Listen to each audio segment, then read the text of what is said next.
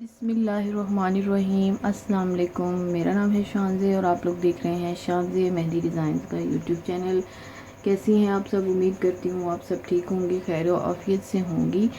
तो सबसे पहले आपने क्या करना है, मेरे चैनल को सब्सक्राइब कर लेना है अगर आप नई हैं, और अगर आप मेरी क्लासेस ज्वाइन करना चाहती हैं जो कि बिल्कुल फ्री ऑफ कॉस्ट है, तो आपने क्या कर लेना है, जस्ट मुझे व्हाट्सएप पे फ्री टाइप करके सेंड कर देना है, तो आपको तमाम तर डिटेल्स दे दी जाएंगी। तो आइए आज हम करते हैं अपनी नेक्स्ट क्लास का आगाज़। आज की क्लास में हम प्रैक्टिकली वर्क स्टार्ट करेंगे, और उस क्लास में आज जो हम लोग क्लास में जो हमने अपने पिछली क्लासेस में जो कुछ सीखा, जो जिन एलिमेंट्स की हमने प्रैक्टिस की, आज हम उनको एक बंच की सूरत में इकट्ठा करेंगे और उसको बनाएंगे मेहंदी से, ताकि हमें पता चले कि जब हमने किस एलिमेंट्स को टुकड़े टुकड़े करके, एक डिज़ाइन को टुकड़े टुकड़े करके जब उनको अलग अलग सीखा, तो अब हम उनको अगर ज्वाइन करते हैं तो हमारी कौन से एलिमेंट्स में कहाँ पर कितनी प्रैक्टिस की मज़ीद ज़रूरत है। तो हाथ के ऊपर डिज़ाइन बनाने से पहले, किसी भी हैंड के ऊपर जाने से पहले हम सिर्फ कुछ बंचेस की प्रैक्टिस करेंगे। तो आइए स्टार्ट करते हैं।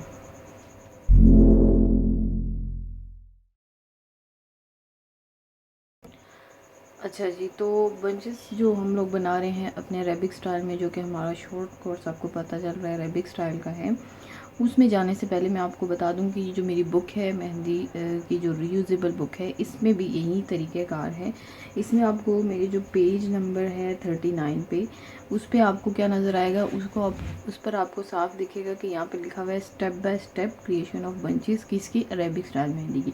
यहाँ पे भी हमने यही चीज़ रखी हुई है कि आपको पहले फ़र्स्ट स्टेप दिखाया जाए। फर्स्ट स्टेप में याद रखें हमेशा आउटलाइन बनाया जाता है।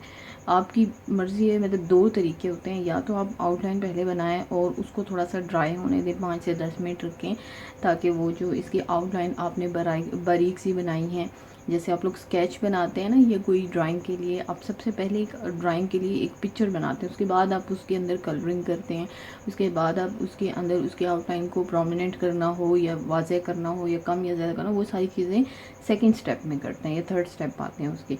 लेकिन फर्स्ट स्टेप में आप एक रफली सा उसका जो है ना स्केच बना लेते हैं। इसी तरह हमारे मेहंदी में भी ये होता है कि ये तरीका होता है कि आप इस तरह से पहले एक डिज़ाइन बना लीजिए, ठीक है, कि कहाँ पे कौन सा फ्लावर रखना है, क्या रखना है, किधर कुछ रखना है। सेकंड स्टेप में आपने उसके अंदर की फिलिंग करनी होती है, जैसे यहाँ पर आपको नज़र आ रहा है स्टेप 2 में, यानी उसके अंदर की जो आपके अगर पेस्टली है तो उसके अंदर आपने कौन से फिलर एलिमेंट्स यूज़ करने हैं, अगर आपने उसकी शेडिंग करनी है तो कौन सी वाली शेडिंग करनी है, अगर आपने उसकी पत्तियाँ बनाई हुई हैं यानी लीव्स उसमें आपने डाले हुए हैं तो कौन सी वाली लीव्स डालनी है, क्योंकि लीव्स में भी काफ़ी सारी टाइप्स होती हैं। फिर उसके बाद आ जाता है उसका लास्ट वाला, यानी उसको प्रोमिनेंट करना। तो थर्ड स्टेप में आता है इसको प्रोमिनेंट करना, वाज़े करना, और ये जो लास्ट बॉक्स आपके लिए खाली है ये आपकी प्रैक्टिस के लिए है कि आप पहले स्टेप 1 यहाँ पर कंप्लीट करें, फिर स्टेप 2 इसी बंच के अंदर आप उसकी जो फिलिंग वगैरह जो यहाँ हुई है वो करें, और स्टेप 3 में जाके आपका, तो ये आपको हर स्टाइल में मिलेगा मेरी बुक में। हर स्टाइल के साथ ये पेज है, यानी स्टेप बाय स्टेप आपको हर स्टाइल के साथ ये इस तरह का जो है एक पेज मिलेगा, जिस पे आप स्टेप बाय स्टेप पहले सीखेंगे, पहले बंच जो है वो बनाना सीखेंगे, उसके बाद आपको उसके डिज़ाइन मिलेंगे। तो यहाँ तो ये है कि तमाम तरह एलिमेंट्स का इस्तेमाल हुआ है जो अरेबिक स्टाइल में यूज़ होते हैं, लेकिन हमने अभी तमाम एलिमेंट्स की प्रैक्टिस नहीं की।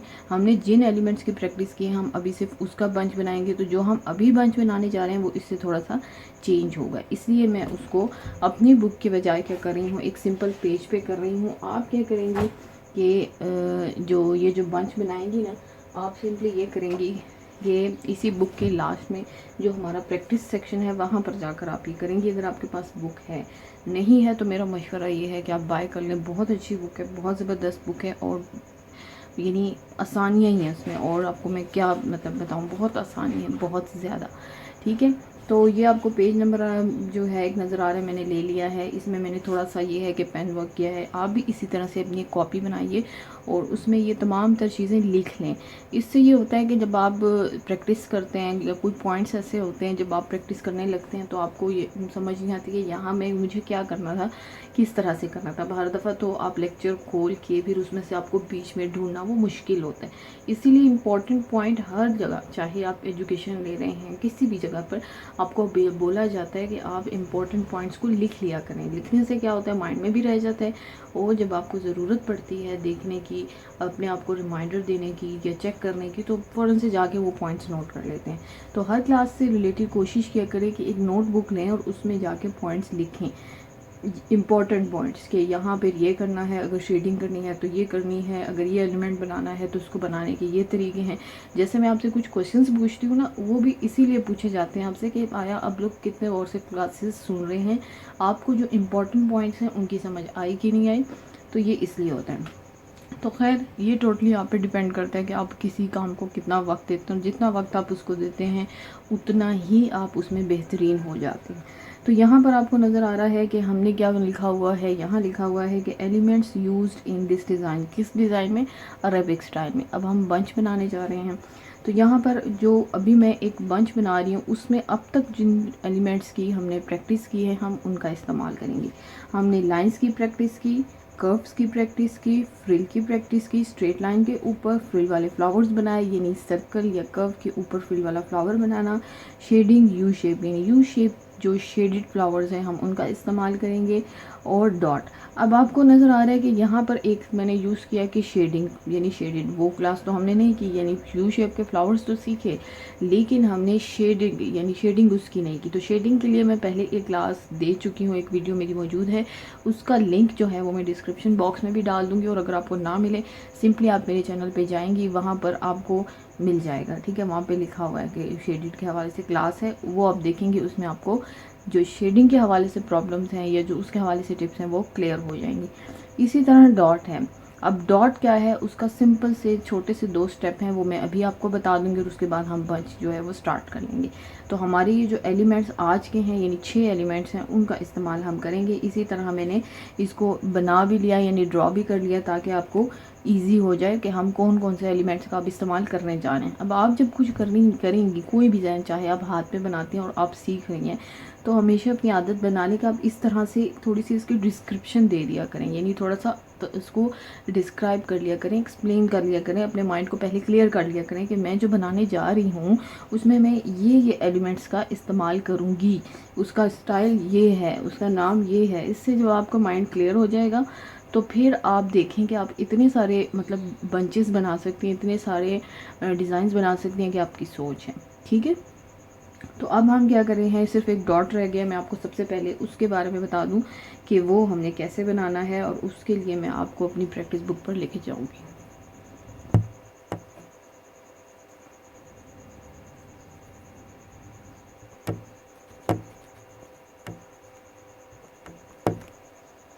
तो प्रैक्टिस बुक खोलेंगे हम सबसे पहले अपनी, ठीक है।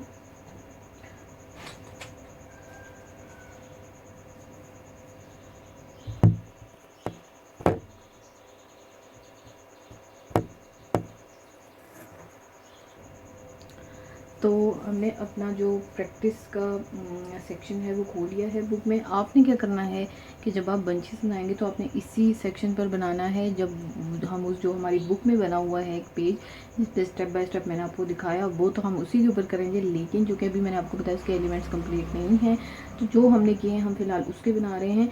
अब रह जाता है कि जो मैं पेज पे बना रही हूँ, तो मेरे पेज पे बनाने का मकसद ये है कि मैंने उसके साथ, आपको नज़र आया कि मैंने उसकी डिस्क्रिप्शन लिखी है, यानी डिटेल्स लिखी है। आपने क्या करना है, डिटेल्स इस बुक पे नहीं लिखनी।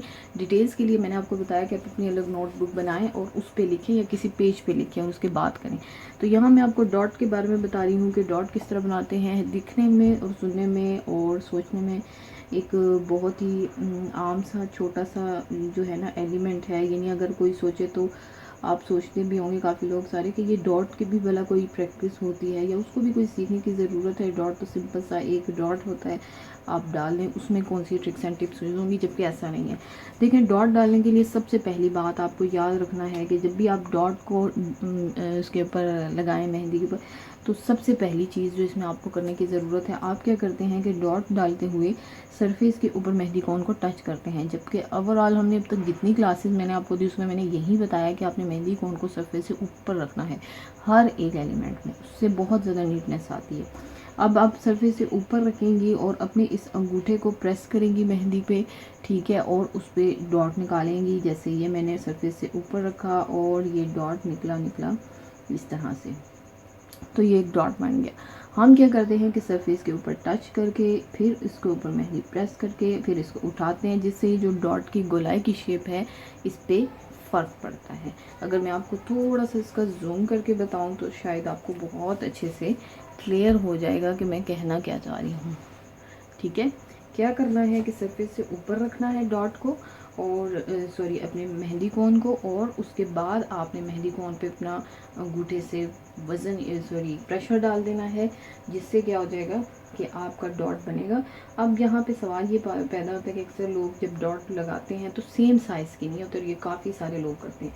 तो उसका सोल्यूशन सिंपल सा ये है कि आपने काउंटिंग करनी है।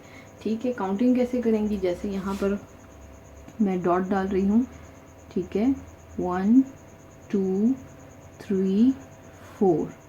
यहाँ पर मैंने 4 तक काउंटिंग जब ख़त्म कर ली तो अपने अंगूठे से जो मैं प्रेशर दे रही थी उसको मैंने बंद कर दिया। ये काउंटिंग आपकी किस चीज़ के लिए स्टार्ट हुई, जब आपने इस अंगूठे से इस मेहंदी कोन पे प्रेशर देना स्टार्ट किया, वहाँ से आपने काउंटिंग भी स्टार्ट कर ली।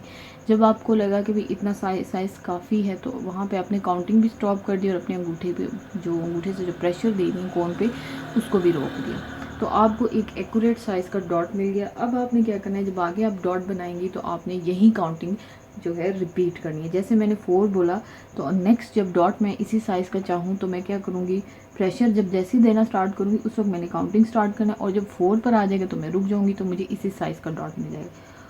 1 2 3 4। ठीक है, 1 2 3 4। ये काउंटिंग का ताल्लुक किस चीज़ से है, आपके अंगूठे से है, और अंगूठे का ताल्लुक किस चीज़ से है, प्रेशर से है।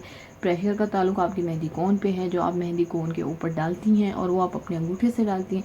तो जैसे ही आपने मेहंदी कोन को प्रेस किया, काउंटिंग स्टार्ट करें, और जहाँ पर आपने लगा कि जितना साइज़ का डॉट काफ़ी है वहाँ पर अपनी काउंटिंग भी स्टॉप कर दें और प्रेशर देना भी स्टॉप कर दें। और इस चीज़ को फिर काउंटिंग आपके पास आ गई 4 की, तो इसको बस रिपीट करें, फिर आपको उस डॉट के साइज़ को देखने की ज़रूरत नहीं, आप सिर्फ 4 तक काउंटिंग करेंगे। तो ये मसला हल हो गया इक्वल साइज़ के डॉट का, और सरफेस से ऊपर रखना है, ये 2 पॉइंट्स याद रखें। ठीक है, अब आता है कि अक्सर लोग इस तरह से जब स्ट्रेट लाइन एक ड्रॉ करते हैं, ठीक है, उसके ऊपर जब डॉट बनाते हैं तो उनका प्रॉब्लम क्या होता है कि वो एक तो होता है ना, आपने देखा होगा कि डॉटेड लाइंस वो एक अलग डिज़ाइन में वो यूज़ होती हैं और वो अलग चीज़ है। लेकिन अगर आपको करना है कि मैंने लाइन के ऊपर डॉट लगाना है, तो उनसे क्या गलती हो जाती है कि वो मेहंदी कोन से जब मेहंदी प्रेस करते हैं और इस तरह से डॉट निकालते हैं तो वो उनसे बाहर निकल जाता है। हालांकि उन्होंने डिज़ाइन जो बनाना होता है उसमें ये क्या कर रहे होते हैं कि डॉट को लाइन के ऊपर लाना है, लेकिन यहाँ पे क्या फ़र्क आ रहा है कि लाइन से नीचे आ रहा है। तो अगर आपका माइंड इस चीज़ के लिए क्लियर है कि मैंने एक लाइन के ऊपर डॉट लगाना है, तो ये देखें, अगर आप लाइन के बिल्कुल करीब या उसके ऊपर डॉट का आगाज़ करेंगी तो जाहिर सी बात है डॉट को जब जितना फैलाते जाएंगे वो बढ़ता जाएगा बढ़ता जाएगा बढ़ता जाएगा, और क्या हो जाएगा कि वो साइज़ से बढ़ते हुए नीचे चला जाएगा। तो इसीलिए अपने लाइन और डॉट का जो स्टार्टिंग पॉइंट है उसमें थोड़ा फासला रखें, जैसे यहाँ पर। तो जितना बड़ा आपको डॉट चाहिए उस हिसाब से लगाएं। अब आप कहते हैं कि नहीं मुझे टच करना है इसको, तो फिर थोड़ा सा फासला कम कर दें नीचे, 1 2 3 4, 1 2 3 4। आप मुझे देख लें कि मैं यहाँ से नहीं ले रही, मैं थोड़ा सा लाइन से ऊपर डॉट स्टार्ट कर रही हूँ। ठीक है, तो ये काउंटिंग आपकी कहाँ पर काम आ रही है, और यहाँ पे फासला जो आपने थोड़ा बहुत रखना है वो इस तरह से रखना है। तो ये है हमारे डॉट्स के बारे में प्रैक्टिस। तो इसकी आपने खूब सारी प्रैक्टिस करनी है। इसके बाद हम अपने चलते हैं बंच के ऊपर। तो अब हम जो है वो बंच बनाने जा रहे हैं, जिसके बारे में मैंने आपको बताया था डॉट की प्रैक्टिस के बाद। और डॉट के हवाले से आपका सवाल ये है कि अगर हमें इक्वल साइज़ के डॉट्स चाहिए तो उसके लिए हमें क्या करना होता है, कौन से टिप्स का ख्याल रखना होता है। दूसरा सवाल आपका ये है कि अगर हमें डॉट स्ट्रेट लाइन के ऊपर बनाने हैं, ऊपर बनाने हैं, ठीक है, ये नहीं उसके ऊपर बनाने हैं, तो उसके लिए हमें किस बात का ख्याल रखना होता है, ये किस तरह से स्टार्ट लेना होता है, ये आपका दूसरा सवाल है डॉट के हवाले से। और अब तक जो तीसरा सवाल है वो ये है कि आज जो हम बंच बनाने जा रहे हैं उसमें हमने कितने और किन एलिमेंट्स का इस्तेमाल किया है। ठीक है जी, तो ये आपके क्वेश्चंस हो गए। अब हम चलते हैं अपना बंच बनाने में। तो हम सबसे पहले यहाँ पर क्या करने जा रहे हैं, एक फ्लावर बनाने जा रहे हैं, कौन सा, शेडिंग यू शेप फ्लावर। अब जब आप फ्लावर बनाते हैं तो उसमें आप सबसे पहले क्या करती हैं कि स्टार्टिंग पॉइंट आपको चाहिए, यानी किसी चीज़ के ऊपर बनाना है ना अपने फ्लावर, तो मैं फ्रिल वाला फ्लावर पहले ले रही हूँ, उसको एज अ बेस मेहंदी के ऊपर यूज़ करने के लिए, फ्लावर के लिए। तो यहाँ मैंने क्या किया कि मैं लगाने जा रही हूँ इस तरह से थोड़ा सा ऊपर करके डॉट। देखिए यहाँ पे डॉट का इस्तेमाल हो गया, सर्कल।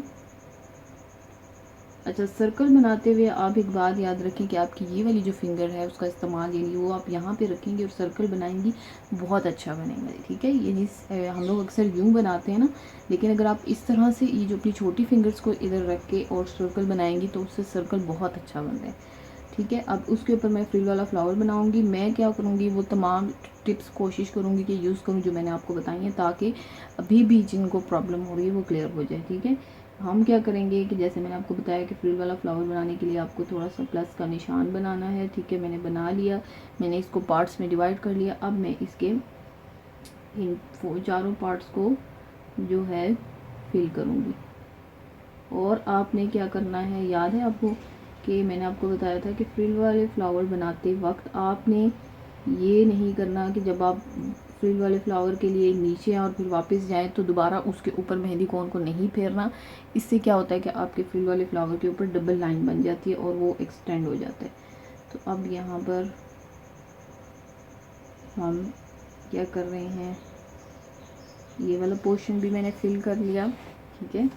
और अब मैं ये जो हमारा फोर्थ वन है ये, अब यहाँ पर एक चीज़ मैं आपको दिखाऊं, देखें ये वाला फ्लावर आपको एक पत्ती नज़र आ रही है निकली हुई, क्यों, क्योंकि यहाँ हमने कौन सी टिप यूज़ नहीं किया। अगर मुझे ये मसला आ रहा है एज ए स्टूडेंट तो मैं क्या करूँगी कि प्लस बनाने के बाद सबसे पहले उसके सर्कल बनाऊँगी। कैसे, जैसे मैंने आपको बताया था, ये देखें ये प्लस है, ठीक है। अगर तो मुझे लंबाई में कोई मसला नहीं है, फ्रिल वाले फ्लावर मुझसे लंबाई में ठीक बनते हैं तो ठीक, नहीं तो मैं क्या करूँगी इस तरह से सर्कल भी साथ में ही बना लूँगी, ताकि अगर मेरे फ्रिल वाले फ्लावर यहाँ से निकल रहे हैं कहीं से तो वो इशू ख़त्म हो जाए, ठीक है। ये मैंने अभी जो नेक्स्ट फ्रिल वाला फ्लावर बनाऊँगी उसमें मैं ये करूँगी। अब इसके बाद ये मेरा हो गया बेस, किस चीज़ का, फ्लावर का बेस, यानी स्टार्टिंग पॉइंट हो गया कि मुझे फ्लावर किसके ऊपर बनाना है, फ्रिल वाले फ्लावर के ऊपर। यहाँ पे फ्रिल वाला फ्लावर इस्तेमाल हो गया। अब फ्रिल वाले फ्लावर के बाद जब हम यू शेप के फ्लावर बनाएंगे उसके हमने करनी है डिवीजन, यानी पत्तियाँ बनानी है। तो ये याद रखें कि जितना बेस बड़ा होगा, यानी ये वाला हिस्सा स्टार्टिंग पॉइंट जितना वो बड़ा होगा उतनी पत्तियाँ ज़्यादा होंगी, उतना ही उन फ्लावर्स की पत्तियों का साइज़ बड़ा होगा। जितना आपका ये बेस छोटा होगा उतनी ही पत्तियों की तादाद कम होगी और उनका साइज़ भी छोटा होगा। ये बात याद रखें, क्या कि जितना क्या होगा कि इसका बेस यानी स्टार्टिंग पॉइंट के ये जो जिसके ऊपर आप फ्लावर बनाने जा रहे हैं वो बड़ा होगा, उतनी पत्तियाँ ज़्यादा होंगी। जितना छोटा होगा उतनी पत्तियाँ कम होंगी और उनका साइज़ भी छोटा होगा। तो ये डिपेंड करता है, अगर आप बड़े फ्लावर बनाना चाहिए तो उसका बेस भी आप बड़ा रखा करें, ठीक है। तो यहाँ पे ये क्वेश्चन भी नोट कर लें कि पत्तियों की तादाद कम या ज़्यादा करने के लिए क्या करना पड़ता है, ठीक है। अब मैं पत्तियों की तादाद यानी जो मुझे डिवीज़न करनी है वो करती हूँ। यहाँ पे भी मैं प्लस वाली डिवीज़न यूज़ कर रही हूँ। ये देखिए इस तरह से मैंने किया, यहाँ पे यूँ और यहाँ पे, ठीक है। ये एक डिवीज़न हो गई। अब ये 4 पत्तियाँ बन रही हैं, मुझे क्या करना है, 4 नहीं बनानी, मुझे थोड़ी छोटे साइज़ की चाहिए। तो मैं इन दोनों के सेंटर लूँगी, इन दोनों का ये मतलब 8 हो जाएंगी, डबल हो जाएंगी, ठीक है, इस तरह। अब इन्हीं को मैंने एक्सटेंड कर लेना है। और यहाँ पे जब आप इनको एक्सटेंड कर रही हों तो बहुत ही जो है आपने लाइट प्रेशर के साथ करना है, क्योंकि अगर कहीं पे आपकी पत्तियाँ लग रहा है आपको कि जो मतलब सही नहीं बन रही या कहीं से ख़राब हो गई हैं तो आप उसको रिमूव करके सही कर सकें, ठीक है।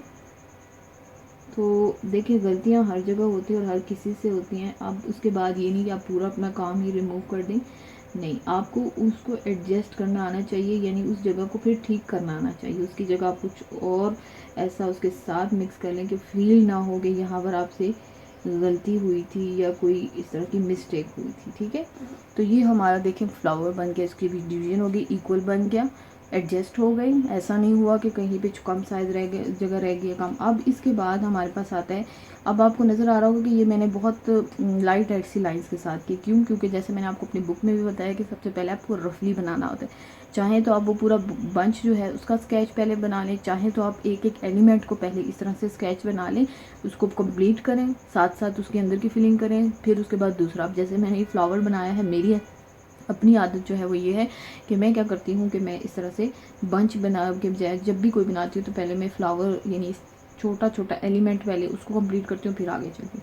अब इसकी मुझे शेडिंग करनी है। शेडिंग की आपने वीडियो देख ली है, उसको देख लेना है। उसमें मैंने स्ट्रोक वाली शेडिंग यूज़ की है, तो यहाँ मैं स्ट्रोक वाली शेडिंग जो है वो नहीं यूज़ करी, यहाँ मैं लाइन्स वाली यूज़ करी, यानी सेंटर से स्टार्ट ले लूँ। ठीक है, तो यहाँ से मैं आपको देखूँ, सेंटर से मैंने बहुत ही हल्के हाथ से इस तरह से,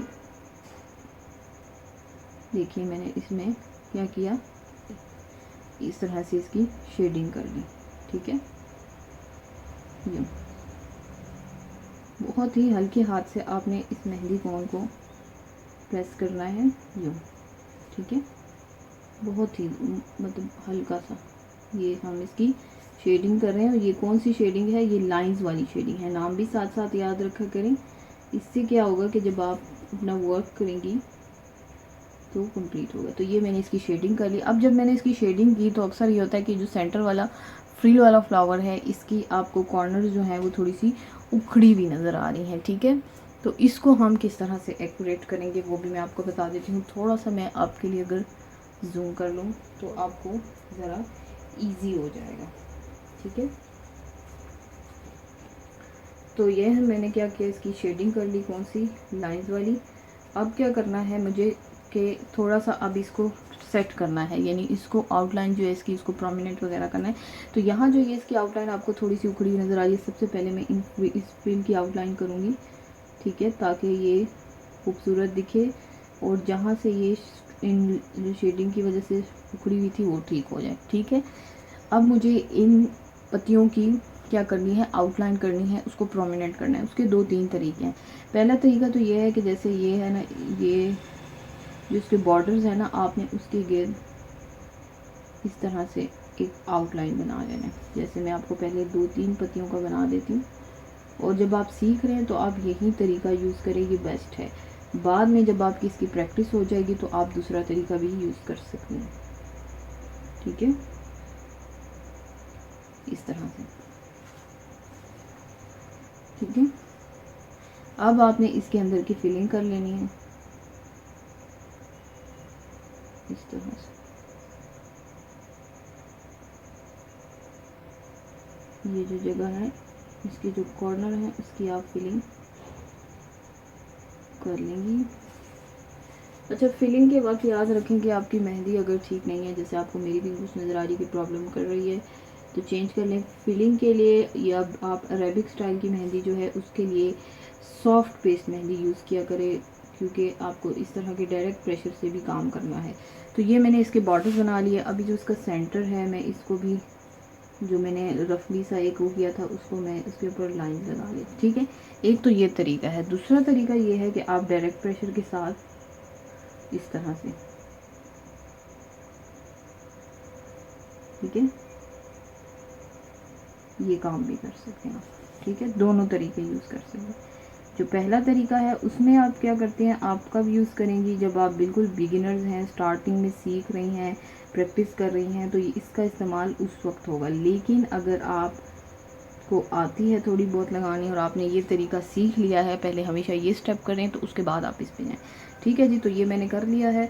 अब हमने क्या करना है, एक 2 तरीके मैंने बताए, एक आउटलाइन बना के, एक फिर पहले नीचे से फ्लावर बना के उसके ऊपर भी दोबारा फिर लें, और तीसरा तरीका ये कि डायरेक्ट प्रेशर से कैसे, यानी आप जैसे फ्लावर बनाती हैं ना ऐसे, ये देखिए, ये साथ ही साथ यहाँ आप ज़्यादा प्रेशर दें और वापस आते हुए कम। अक्सर ये आपको देखने में आएगा यूँ। ठीक है, यानी ये मेहंदी लगाई, यहाँ पे आपने इसको प्रेशर ज़्यादा कर दिया और यहाँ पे कम। और याद रखें कि इसके लिए सॉफ्ट पेस्ट, यानी पेस्ट आपका सॉफ्ट होना चाहिए। अगर आपका पेस्ट सॉफ्ट नहीं होगा तो इस तरह के जो डायरेक्ट प्रेशर वाले काम नहीं कर सकते। लेकिन मैं फिर आपको बोल रही हूँ कि ये आपने उस लेवल पे करना है जब आप बहुत अच्छे से मेहंदी सीख जाए। ये वाला ये जो थर्ड नंबर पे आपको मैं बता रही हूँ, प्रोमिनेंट करना, बोल्ड करना, इसको बोलते हैं बोल्ड करना, फ्लावर्स को बोल्ड करना, किसी भी चीज़ को बोल्ड करना कहते हैं। आपने फर्स्ट ये वाला स्टेप यूज़ करना है। सेकंड, आप जब इस पे कामयाब हो जाए, आपको अच्छे से आ जाए, तो सेकंड में फिर ये। तो इस तरह अब मैं आपको बाकी जो 3 पत्तियां हैं, इसमें इसकी 3 पत्तियां बनानी है इस बंच में, वो बनाती हूँ, फिर आगे चल के मैं बताती हूँ।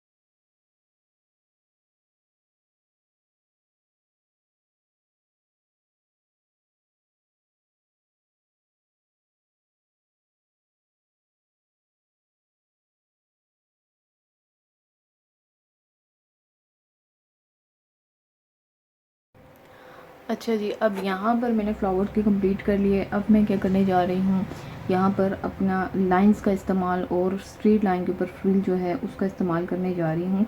तो आपने बिल्कुल इसी तरह से बनाना है जैसे मैं बना रही हूँ। यहाँ पर आप देख लीजिए, लास्ट में मैं आपको इस डिज़ाइन को एक्सप्लेन करूँगी कि कहाँ पर आपको क्या मज़ीद करना है। तो यहाँ मैं अब इसको लाइन्स से फिल करने जा रही हूँ और इसके बॉर्डर को फ्रिल के साथ डेकोरेट करूँगी।